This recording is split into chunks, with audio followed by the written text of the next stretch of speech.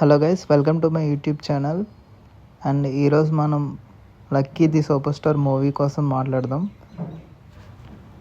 ఈ movie somewhat related to Charlie movie and Valatty movie అనే హాట్స్టార్స్లో ఉంటాయి. సో ఆ మూవీస్ నచ్చిన వాళ్ళకి ఈ మూవీ పక్కా నచ్చుతుంది. ఇది ఒక పెట్ పేరెంట్ రిలేటెడ్ కాన్సెప్ట్.